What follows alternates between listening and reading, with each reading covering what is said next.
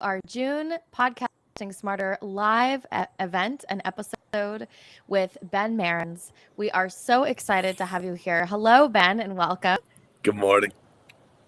Good morning. I'm going to read you our intro, and then we're going to jump right in. So get ready.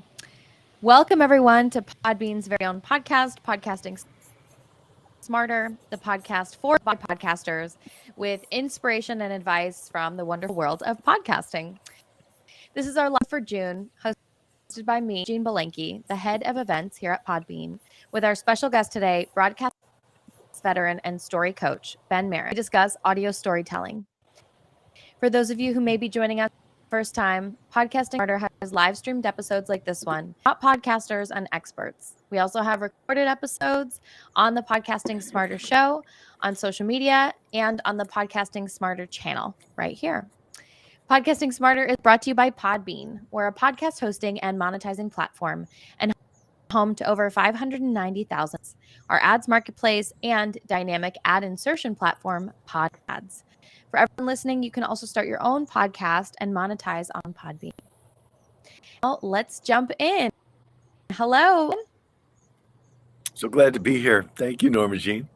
We are so excited to have you. So today's event and interview is all about audio storytelling from a broadcast veteran. So you have quite a lot of broadcasting experience and training. So tell us a little bit about yourself and how you got started in radio, how you got started broadcasting, and what that journey was like. Because I think you had a traditional path and you really were able to gain decades of experience as a result. Yes, I found that I was enamored by the sound of the voice coming out of the radio when I was a kid. I noticed when we were listening to the radio in a lobby, when the classical music would go off and the news came on, everybody seemed to stop and listen. It was intoxicating. So over the Yeah. years, I dabbled in radio. I was in high school. We had a radio station. I did a little radio there, a little bit in college. I got a job out of college doing the 6 a.m. to noon engineering shift, anything to be by the radio. And I didn't speak except to give the weather at the top of the hour, but I was on the radio. The biggest jump into radio was in 1991. I took a job at Wisconsin Public Radio as a business talk show host, and my job was to create the show because it didn't exist, help produce it, and Wow. host it nightly. And over time, I spent 21 years at public radio. I got to anchor election nights, including 2000, which went in forever, but at least that night was Wow. pretty exciting. And I remember being on the radio that night, and they called Florida really early on, and I knew Florida had two time zones. And I was surprised they called it because the second time zone the voting hadn't ended yet. So I knew the Florida call the Yeah. first time was wrong. I just didn't know how involved it was going to get. So in Yeah. any event, I was at public radio 21 years, and I think the most important lesson that we can all learn if we're podcasting, narrowcasting, broadcasting, any kind of speaking is first and foremost, it's not about me, the broadcaster, podcaster. It's not about you, the podcaster. It's about the audience. What are we serving them? Yes. How are we serving them? Why do they tune in, and how do we develop their Yes. trust so they will tune in again? Absolutely. And I think that relationship that we have with our audience is so important. And we talk about this a lot at Podbean with podcasting because, you're, especially nowadays with modern technology, you're speaking to your audience through the same headphones, same device that they're speaking to their mother on, right? That they're making phone calls on, that they're having personal connection. And so building that relationship is one, even though it's one-sided, it's very personal for the audience. And it's important to remember that and gear your messaging and your content towards your audience. Absolutely. So just diving in, tell us a little bit in your, I guess, opinion or your definition of what is storytelling. Storytelling is taking a series of moments that meant a lot for one reason or the other to whoever is Yeah. getting that story. I share a lot of stories that aren't about me, but that story has a message. And if it's about me, it's going to personally serve me. If it's about someone else, I'm going to feel hopefully what they felt. And I share those stories Yeah. because they're they're like a map towards how we move forward. How did somebody else do it? So when you are talking about this, and again, you said it before, but there's an intimacy to doing this as a radio Yeah. or a podcast as opposed to on TV where you don't necessarily see me. You just connect Yeah. to my voice and my heart. And if it's only the Yeah. voice, we're not Yeah. connecting. I had an experience on the radio where I was very nervous because I was relatively new and I was asking a guest the same question about 4 times because he wouldn't answer it. And I'd worked in New York with the Oh, press wow. corps there. So I was a little seasoned for the East Coast edge, but I'm raised in the Midwest, so I know how to be polite and Yeah. firm. And he said to me, "Why are you asking me the same question over and over again?" And in commercial radio, you go, "We'll be right back after this commercial message." But I'm in Yeah. public radio. So I said, "Well, with all due respect, sir, it's because you're not answering the question. I think it's pretty important." But there was something that Yeah. happened that moment that changed my life forever in radio. A call came in. And in the early days, they didn't always come in. Thank God by the end, they were full before the show started because people Yeah. get on the air. And I took the call from Jim or John in Madison, and he says, "I've got a question for your guest, but I really would like you to answer Ben's question first." And I realized 2 things. The audience had my back, and that meant everything. And the other was, I'm doing the work of my audience. It's not what's Ben going to interview Norma about today. It's what does my audience need to gain from Norma so they walk away better than when they got here. And they hold me responsible as the man who brought that information out and brought it to them. If you serve your audience that way, you will be blessed in your broadcasting career, whether it's short or long. For the time you've got people who tune in who trust you, that's Yeah. everything. Yeah, absolutely. And there was a lot that you just gave us. So I just want to unpack a little bit of what you said at the beginning. And sorry, there's a border here. Mhm. I have a bit of a green screen for everybody at home watching. Um, so I think what you said about making, conveying important information, and a lot of the time with storytelling, that can be fact, but it can also be an experience that someone will have an important emotional revelation with or emotional connection with. So I think that's so powerful.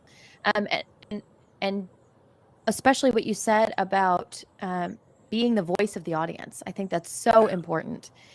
So I feel like as podcasters, as people in media, we really represent what people want to hear. We ask the questions for many, many people, and in a way, we're just a representative. So that Well, makes so much sense. if we do it right, there's so much out there where it's just people Yeah. talking. The imparting of important information you just spoke about. One of the ways to make sure you do that is not by how much you say, but how Yeah. little you say.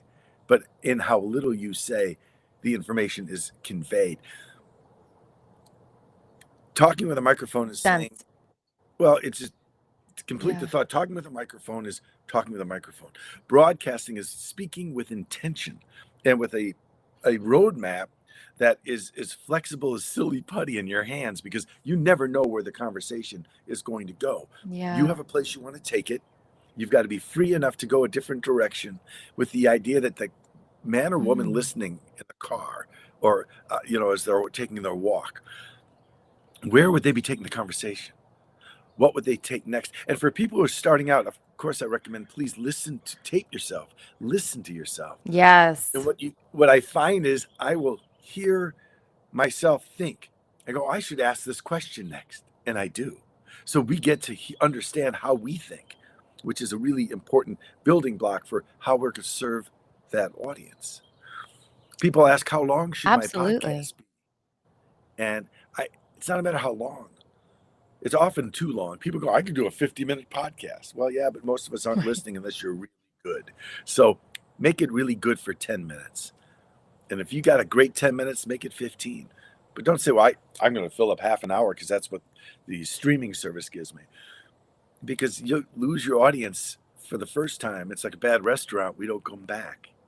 Right, absolutely. No, I think that's so important. And I love what you said about saying as little as possible while getting your point across. That's really important when we're out, you know, it keeps us engaged, right? Because in the midst of any kind of long-winded, I don't want to say babbling, but we can all over-explain. I know I'm guilty of Yeah. it. Yeah. But it's something where when we do that, right, we're kind of waffling about, and we sometimes lose the point or lose the focus and attention of our audience as well. So I love the way that you said that, and it's the shorter the better, right? If you can tell a story in 30 minutes that maybe you could have told in an hour, but it's concise. People will remember it more. I think that's so important. Um, and so I want to just kind of continue on and ask you, what are the key aspects of engaging storytelling? I love this conciseness. And what are some other elements that really are those main elements of creating that engaging storytelling experience for your audience? Well, the first thing I would tell you is maybe a 2-to-1 ratio. You tell stories of others, about others, from others, and the one is Mm, about you. They say you only learn if you're listening, or if you're sharing information about someone else, you can learn with that as well. So yeah, the idea that uh, I want to share the story, I want to know the point of it. When I teach yeah, storytelling, I say 99% of what you know, I don't have time for. So what's the 1% that really holds true? So if you're working on putting together your story or getting it for someone else, the first thing you have to do is just listen. So if I'm going to tell you the story, sit still, Ben, and think about off the air, how do you want to tell the story? And if you're trying to hone your craft, take this, hit your voice record, and tell the story, and then listen to it. Don't think about, oh, my voice sounds terrible.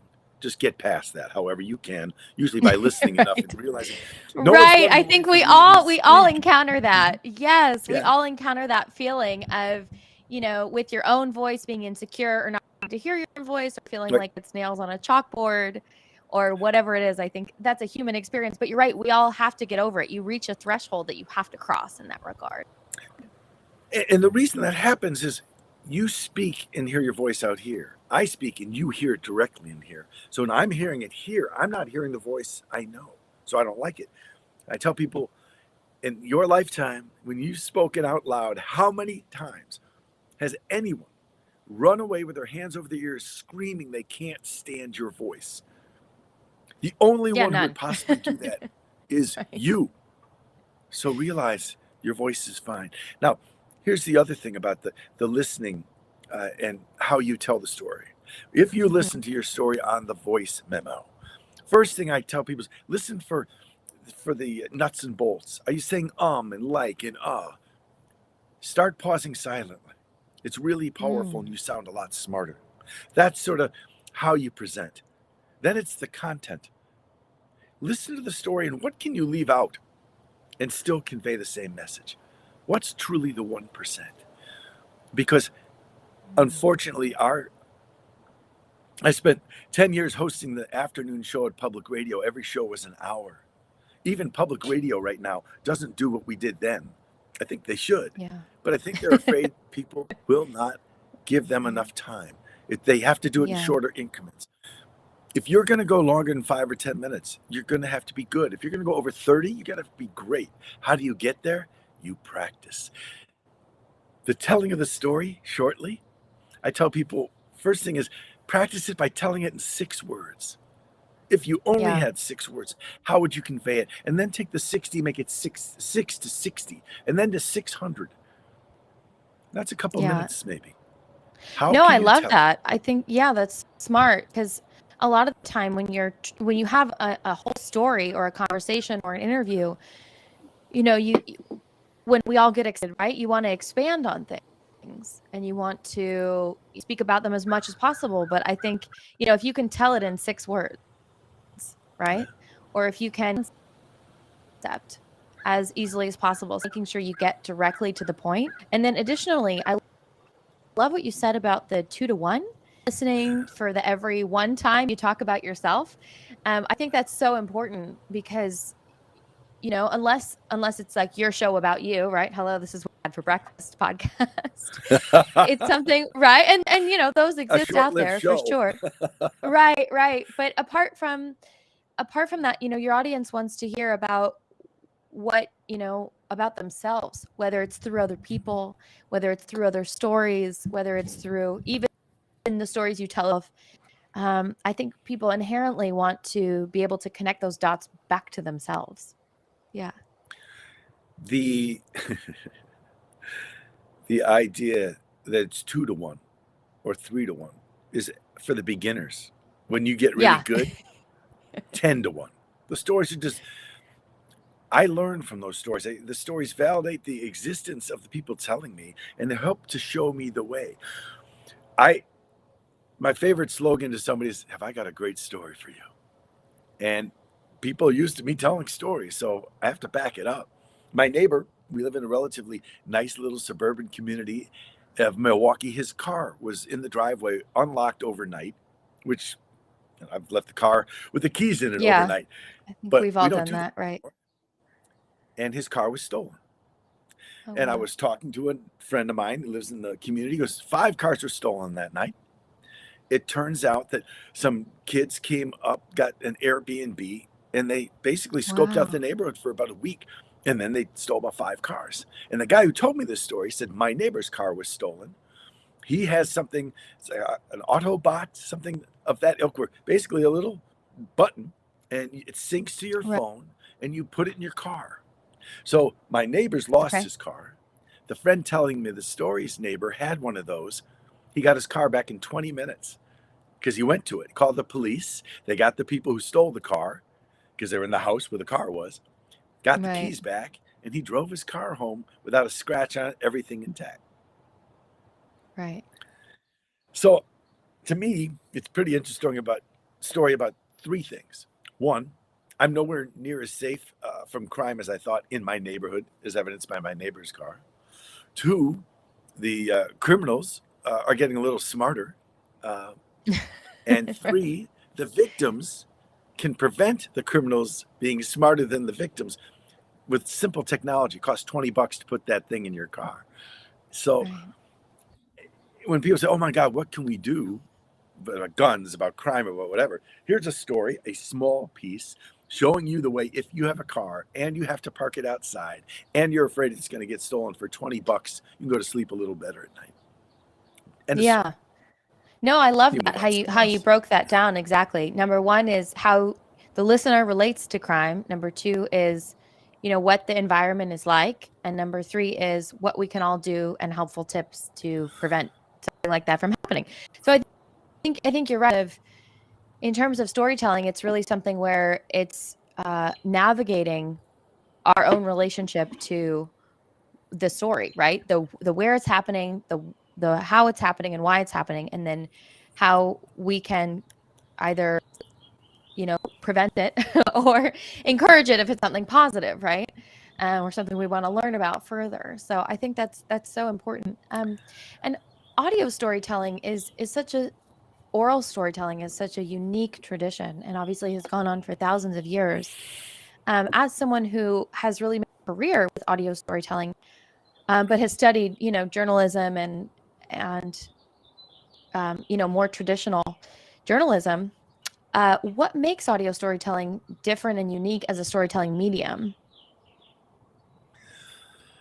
We talked about it a little bit before, the Yeah, intimacy of conversation. yeah, It's you and I. This is really an intimate place for us to be in. And yeah, often when I'm interviewing guests, I don't know them. We've had a couple conversations, so I feel I know you a little bit. But for the most part, we have to go from strangers to intimates very quickly. yeah. As a podcaster, interviewer, my job is to make you comfortable doing that so you don't feel threatened by me. I'm not going to ask you Mm, a gotcha question. And I'm going to tell you that ahead. right, It's not a gotcha interview. And right. uh, the other thing, it's like when you see somebody and you ask, "How are you doing?" Real listeners ask that question and stop because it isn't a pro forma. I want to know. Tell me. So you Yeah, said before, you talked about a W and an H, but So in journalism, we teach the story should answer the question of who, what, where, when, why, and how. Yeah. Hopefully you get all of that. If you only Yeah. get one, the question I always ask is why? Why are you at Podbean? Why do you like global travel? Why are you interviewing me? Why do we need to help people learn to do this better? The why will take you Yeah. forever. The others Yeah. are who, what, where, when, and how often are nouns. It's a single answer. Who, what, where. Yeah. But why is not a yes or no answer. That's where the meat of the interview comes from. But to get to all of that, to your initial question of, the oral storytelling, it's Mm. also the oral listening. To sit, not look at your phone or anything else, but just to sit and hear the words. And I find that's really valuable. The journalism training I've had has taught me the 5 W's and H. I've been privileged Yeah. to study with Native Americans up in the Upper Peninsula of Michigan. So it's Wow. untouched land. You can touch Yeah. stars at night. And the Wow. two lessons that I've been taught that I hold on to the most are you're right on time no matter when you arrive, which can be dangerous for a talk show host with a set time. You're exactly where you're Right. supposed to be. And if I'm exactly where I'm supposed to be in this interview, when I do my interviews, everything else is put outside the studio, if you will. We all Yeah. have bills and we have schedules and we have worries and we have problems and we have successes and plans. But right now in this interview, all of that should be outside the studio, freeing me up to be present with you completely. And for hosts who Yeah. want to stay there but keep their path, I tell people to keep a pen handy and just write words so you can come back to it. So I had 5 W's and H written on my sheet before the interview, but when you Yeah. mentioned it, I put a dot by each one.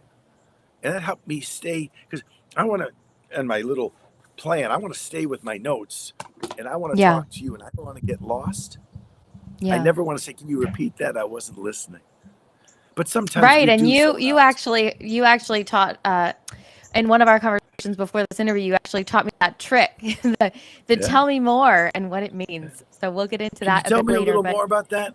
Yeah, and that either right. means you earnestly want to know or you lost your place. Right, or Because you when I lost the started, train of thought. Sometimes when you're in an interview or you're speaking to somebody about a specific subject, or so I think what you said about being present is so important, and the way that you said that is so great. Wherever you are, you're in the right place, and I yeah, think that's you're right on so time. important. Yeah, you're right on time, exactly. And Now, so yeah, a lot of the podcasters and people, sub 40, I'm over 60 now, are used to always doing this and doing this at the same time and something. Don't. yeah, Don't check your mail or your messages during the show because if you get distracted, you could have a great show and then all of a sudden you've got a big hole in it only because you couldn't let go of the phone. Let go of the phone. Just this conversation. Um, the the thought is you're doing this for your audience. And if yeah. you're talking to them on a stage and they're in the room, you wouldn't walk outside for a break. You wouldn't leave the room. Don't leave the interview. When I started, No, that's really important. And I think also a lot of the time podcasters we're doing interviews online, whether you're using an online recording tool, and it's so easy to be talking to somebody and recording and just think, oh, I think it's almost automatic for a lot of people. It seems like such a simple thing, but you're absolutely right. And I think so many people know it, but when you're in the moment, your brain goes on autopilot. So it's really important out there for everybody recording, be present. Don't pull out your phone. Don't think about the grocery list or what you've got to do after the interview. Be present with the person whose time they've you, and whose story or information you want to convey to your audience. So I always think of it as an act of service as well.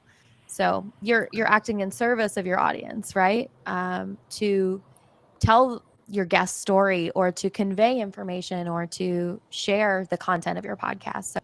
So it's so important to remember that, I guess, value you when know, you're in the middle of an interview, right? So, yeah. yeah. The other thing is when we talk about how long should your podcast be, Yeah.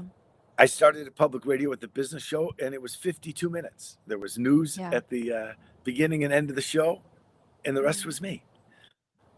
It was really hard, harder than I ever imagined, to be present for 15 Mhm. minutes from the get go. I didn't have a choice. But if you have a podcast and you can do really strong 7 minutes, then do Yeah. 7 and build up to 17 and maybe 57.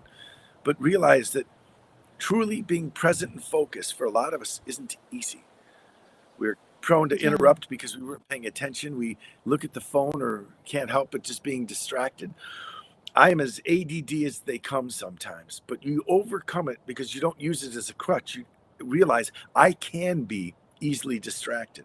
I'm going to work that much harder at being right here, right now. Because ultimately, no matter how old you are, this is really all you have. The minute we started, the second you and I started, that's way gone.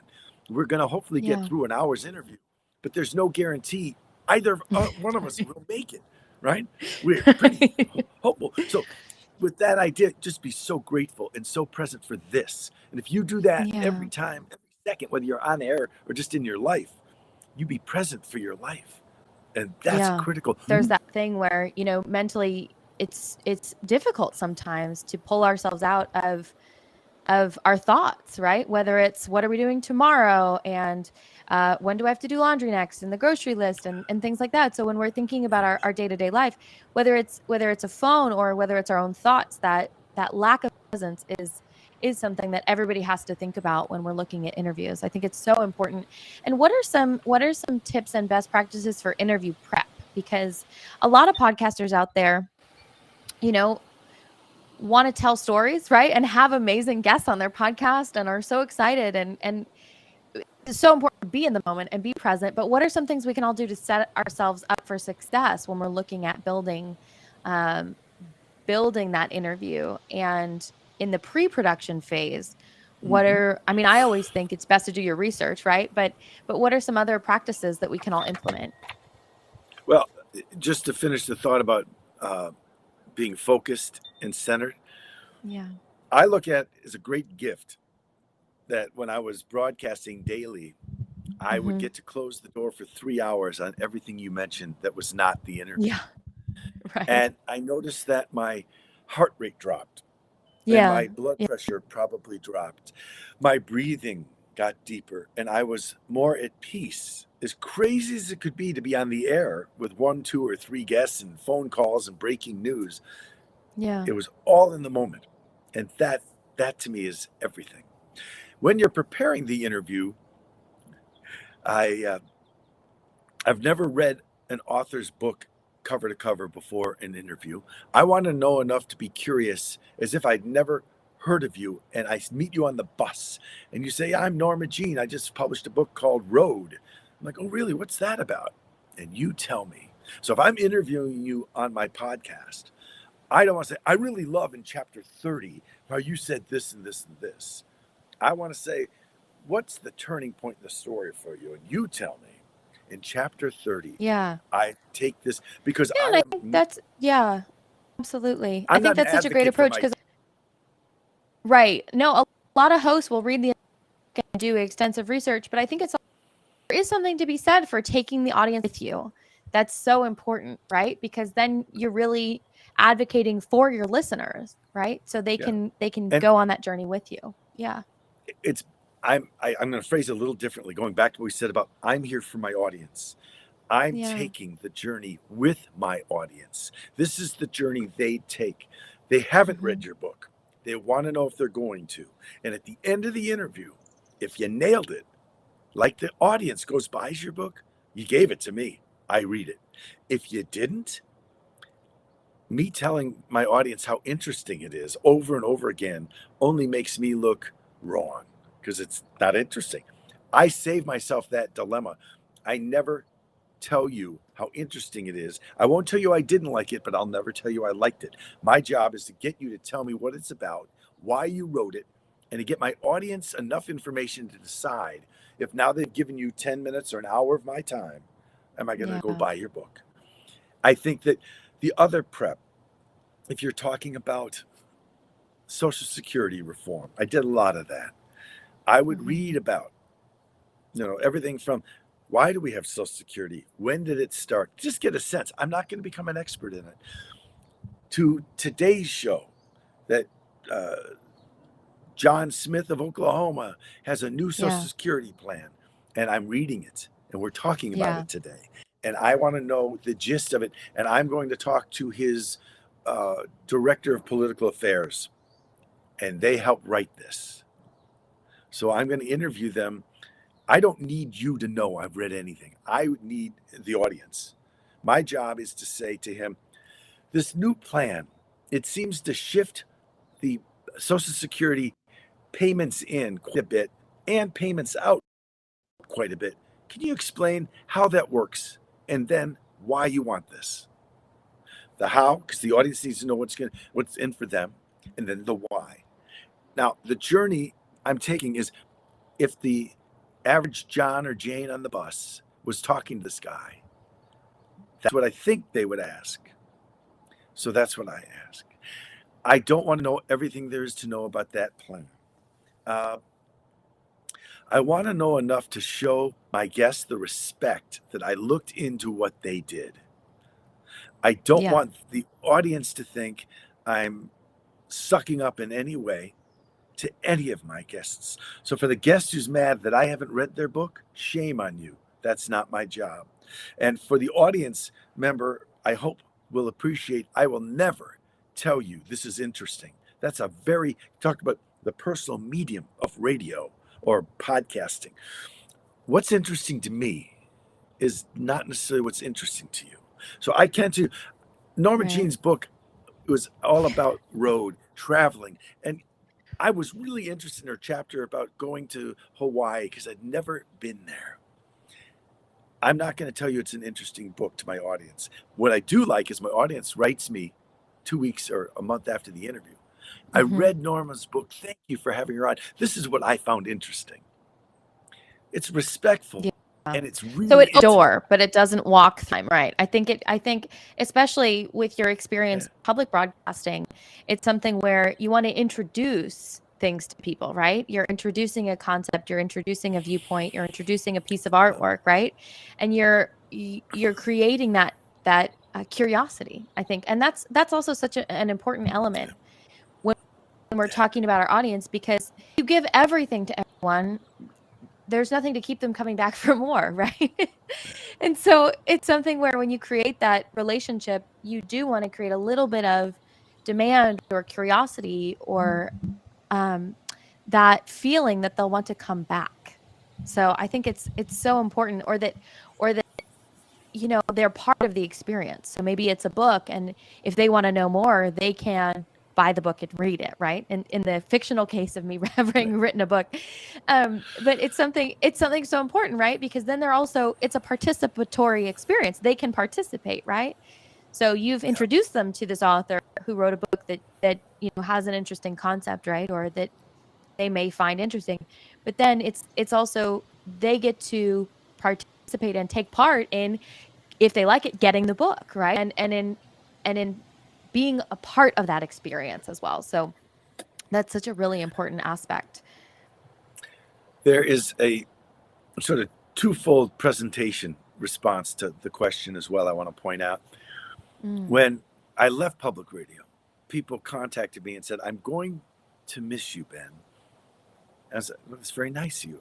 Somebody else will be here. I said, no. There were days it didn't matter who you spoke to or what you were talking about. It's just the way you are. And when I hear that sound at the end of the day, it could just be you saying, and now we're going to news. It was something that comforted me in a way that only this long-term relationship could develop.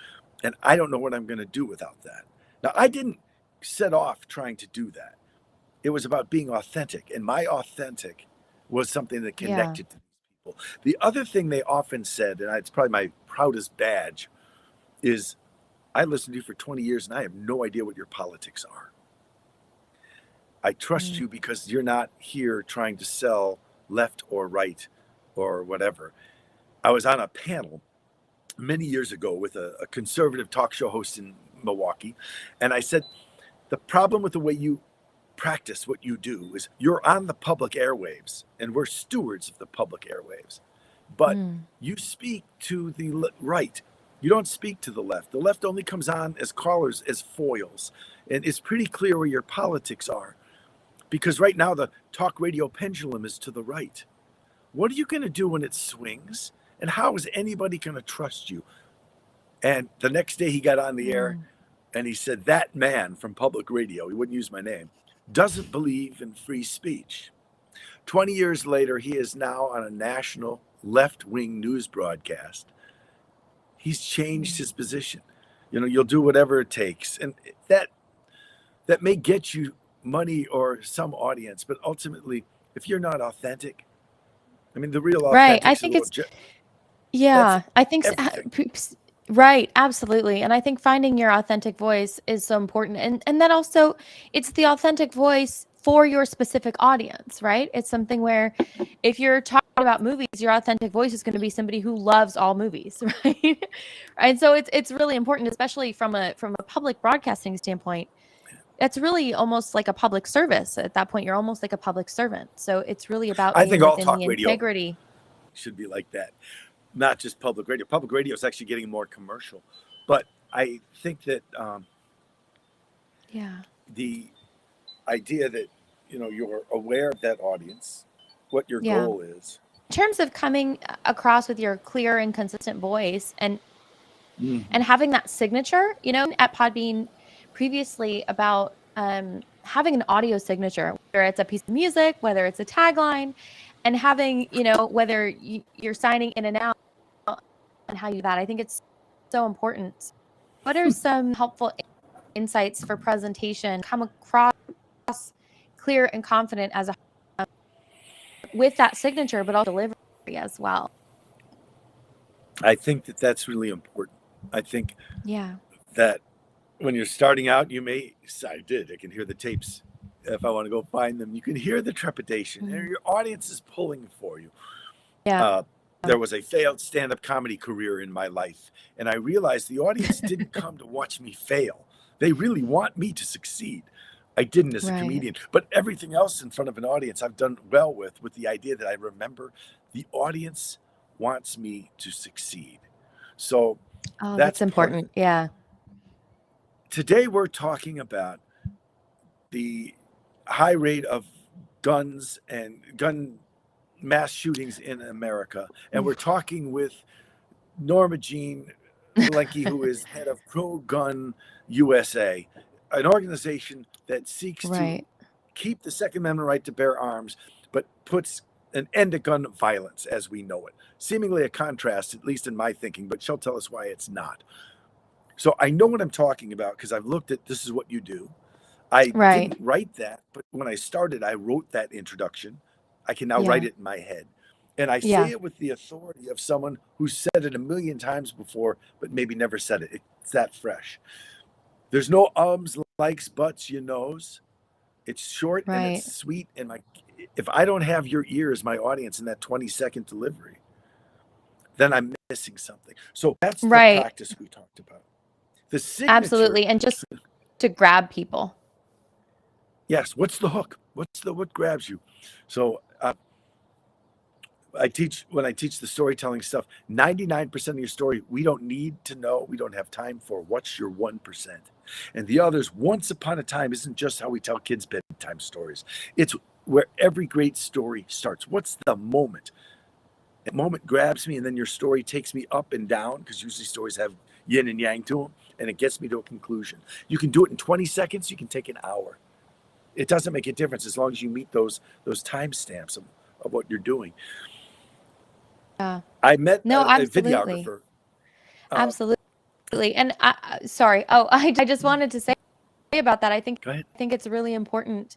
And this all the time from podcasts. Nobody wants to listen to their first episode over again. So this is a very important point with podcasting. Everybody gets better. Everybody evolves, right? Whether your show is very niche and you have a dedicated niche audience for your topic, or it becomes a global phenomenon, it's something where your first episode is going to be different than your 50th episode, than your 100th episode, than your 1000th episode, right? And so it's so important to respect the fact that you've put in the hard yards in that way, right? And that you are going to develop, and your show and the way that you speak to your audience and develop your audience and the relationship you have with your audience is going to change. So that is such an important aspect. And so I just wanted to reiterate that for all of our podcasters at home. So And yeah. when you do that, you have you have a sound about you that will change over time. I mean, from Yeah. 29 to 49, I got older. My voice got deeper. Yeah. That I couldn't change, but the content I could change. So I would listen to my shows. I would listen to talk show hosts who I liked and who I didn't. I love Tom Snyder's approach. He did TV, but there was a directness about it. So it was the part of what he did that I tried to add into who Ben Merens is as a host. I loved Johnny Right. Carson growing up. I just loved the comfort he had. It was like I was in his living room with him. I wanted to make it sound like people listening to my program when I started and now feel like we're right here. Not, oh, I want to get a beer with him, but you can change that a little bit. That, it's the kind of person I would like to really sit down with. And as much because they feel I'll listen to them as because of what I have to say. So listen and try to pick up on the traits of people who you respect doing what you do. And listen to yourself. And when you hear stuff you don't like, just realize you can change that. It's hard, it's practice. But Yeah. learn how to silently Yeah. pause and not throw ums, likes, and buts in there. In time, you develop who you are on the air. When I was in the job a couple of years, I met somebody who was going to train me in videography. I didn't have a lot of camera presence. And he says, yeah, I was telling the class that just graduated 2 nights ago at the bar, we were having a party, that you're one of my new clients. I'm really excited to work with you. I listened to you for years. And so did my students. They started doing you. I go, doing me? He goes, oh, they had Oh. Ben Merens. How you introduce things, how you say goodbye. And I had no Right, because idea you'd created that that audio signature. signature, right? That signature Mhm. voice. Yeah, absolutely. And most shows ended simply, be well. I'm Ben Merens. We'll talk tomorrow. That's it. Something short and sweet because it's radio. You can't go on. And it developed over time. And then it was just something I did. Yeah, absolutely. I think what you said is fantastic in terms of honing those skills. So there's a few that we talked about, but I think refining your language is a really important one, and maybe the style of your is different, and it's be for a different audience, and you're going to include likes and ums and maybes, right? And that may be your niche, depending. But it's something where refining that language and getting it tighter is really important. Yeah. Reducing any extraneous languages, and even on the editing side for podcasts, because live radio you're not going to edit, but a lot of great editors, any kind of but they'll cut it out because it's not doesn't add to the value of the story. It's so important. And then also, building that rapport with the audience, listening, like you mentioned, being present for what show, I think is so important. And I think is a really big aspect of it. We've talked about this, right? Yeah. It's a lot of podcasters out there start and haven't podcasted before because it's a really amazing medium where anyone can start a podcast from any time. You can do it in 5 minutes here on Podbean.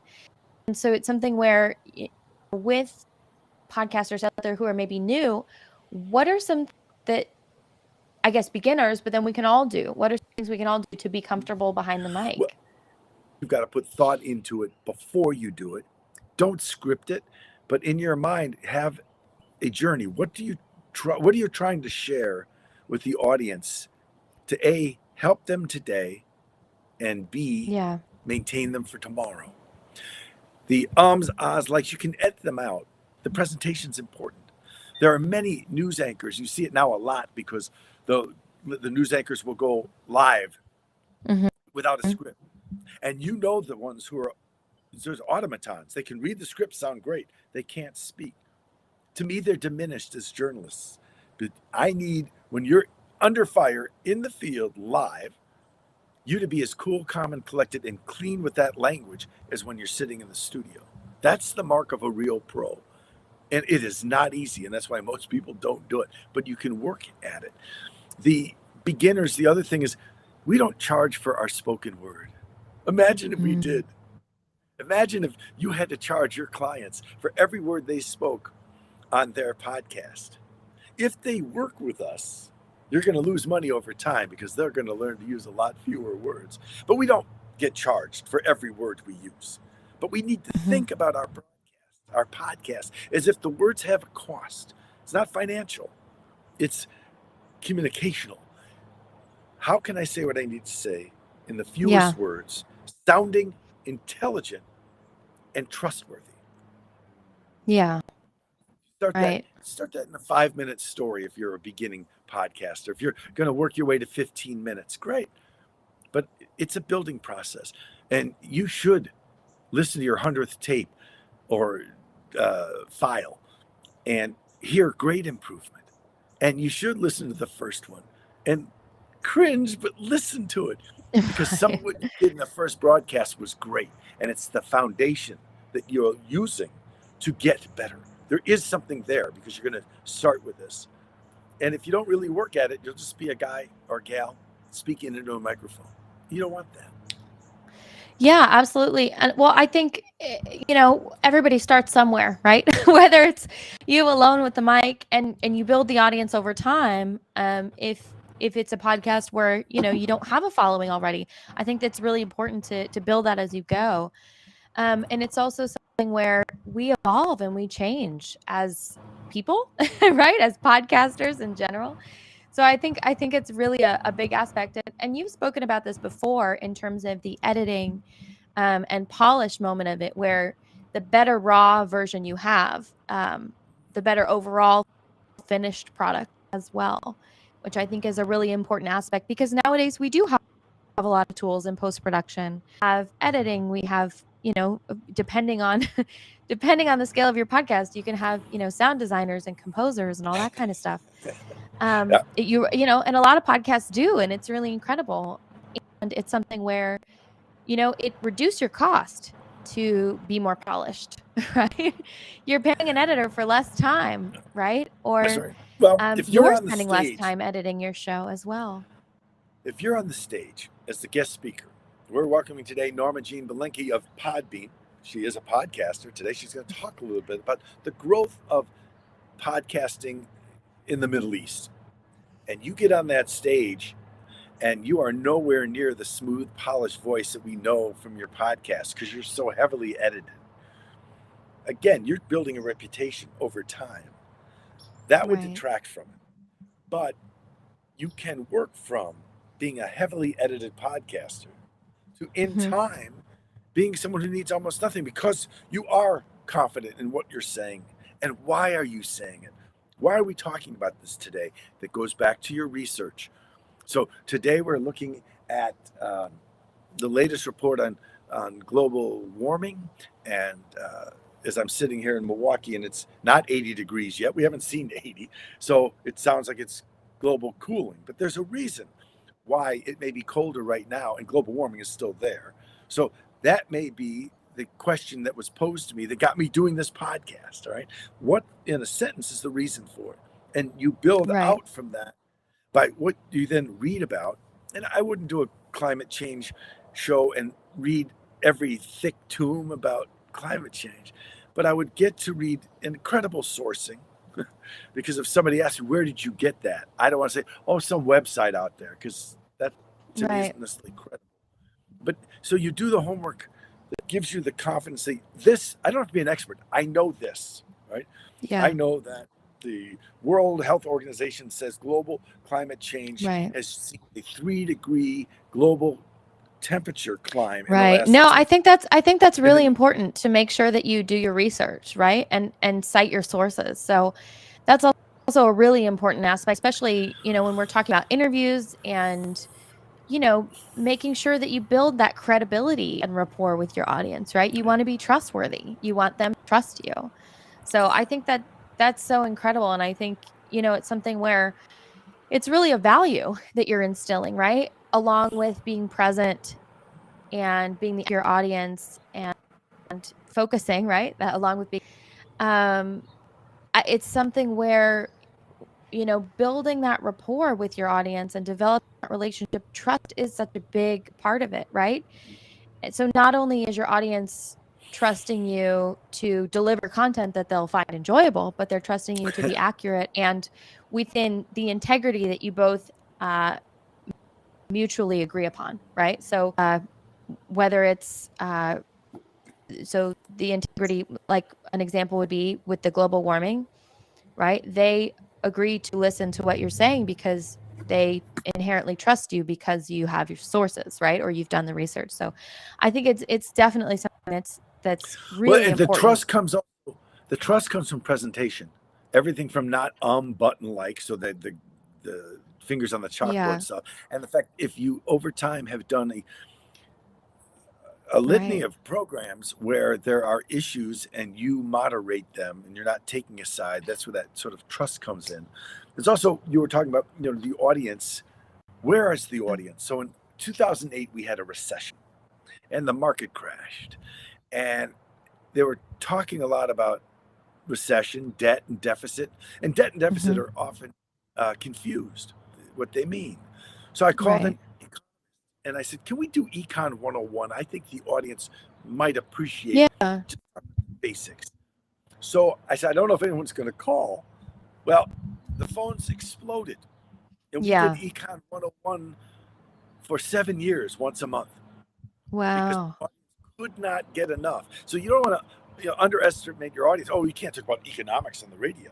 But you can, but you can't talk about Yeah. economics. You talk about how the economy works. You talk about, if we don't have enough money, if that's a deficit or a debt, and what's it mean for your interest rates, and what's it mean for your mortgage. Before you know it, I didn't have to worry about the questions. I said, well, it's that time of Yeah. month again. We're going to talk to Kevin Quinn, Econ 101, next on Wisconsin Public Radio. This is that issue.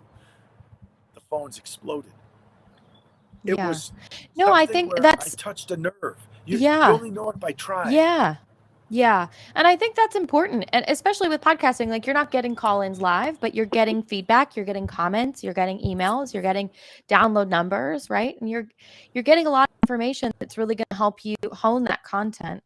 And I really I think it's such an important aspect of it. As Well, your well. audience, by this, Yeah. Norma, this is an important point. Your Yeah. audience is with you. So if it's not live, Yeah. call in. And you say, by the way, I'm putting together the shows for the next couple of weeks. I'm really curious if this touched a nerve for you, if it really Yeah. worked for you. Please let Yeah. me know. We'll Yeah, help make the show absolutely. what it is. And then all of a sudden, you help me. Now it's not, I'm at Ben's podcast. We are together. So Yeah. I sent Ben a note, and boy, last week he did the show I asked. Yeah. He asked the question No, I I wanted think to ask. that's Yeah. such an important point. Yeah, and listening to the content that your audience wants, right? Because we have a preconceived notion of our show and what we want to do and how we want to do it, and a lot of the time those audience numbers and questions and feedback are really going to help guide us as well. So I think that's such an important point. And Well, Ben, sometimes, by the it's way, oh yeah. there will be people who question what you choose to do. But Yeah. if you have a reason you did it, over time they're going to trust that, or they should. I hope this has all helped, Norma Jean. It's so much fun to talk about this. Yes, no, Ben, I think this has been really helpful. And I think there's some fantastic takeaways for our audience. So, in terms of today's live stream, right, audio storytelling from a broadcast veteran, I think we've gotten a lot here, right? About, focusing, putting yourself in your audience's shoes, building rapport. And I think what you said about that subconscious way that we all come across, whether it's our integrity doing the research, having trustworthy sources, or backing our credentials and saying, I'm coming at this from a non-biased way. I think it's really something that's important, right? In terms of storytelling, right? To be able to build that trust with the audience, the 2-to-1 ratio, there's so much there. So, Well, Ben, if it's you're been an getting absolute started, pleasure. oh, Norma Jean, thank you. For those just getting started, it's a process. If it was easy when you Yeah. started, what would that say? But give yourself a break. You'll get better, and Yeah. you could be the voice that I need. And if you don't put it out there, I'll never know. Yeah, I think that's what's great about podcasting, right? You never know who's going to find your content and who it's really going to resonate with. So, it's such an amazing thing in that way. Well, Ben, it's been such a pleasure. I'm going to read our brief outro and then I will end our live stream today. So, thank you everyone Thanks, for Norma joining Jean. us. Thank you everyone. Absolutely. Thanks, Ben, for joining us for Podcasting Smarter, our live episode for June, hosted by me, Norma Jean Belenke, the head of events here at Podbean, with our special guest today, broadcast veteran and story coach Ben Merens, as we discussed audio storytelling. For those of you who may be joining us for the first time, Podcasting Smarter live stream episodes just like this one with top podcasters and experts, along with recorded episodes on the Podcasting Smarter podcast here on Podbean. If you joined late or you want to have another listen to these podcasters and experts, our show today, an interview with Ben, you can replay the episode on the Podcasting Smarter podcast here on Podbean. Podcasting Smarter is brought to you by Podbean. We're a podcast hosting and monetizing platform and home to over 590,000 podcasts. Our ads marketplace and dynamic ad insertion platform, Pod Ads. For everyone listening, you can start your own podcast for free and learn to monetize your podcast on Podbean. Thank you so much for joining us, and we'll see you next month. Thanks so much, Ben. You're welcome. Take care, Norma Jean.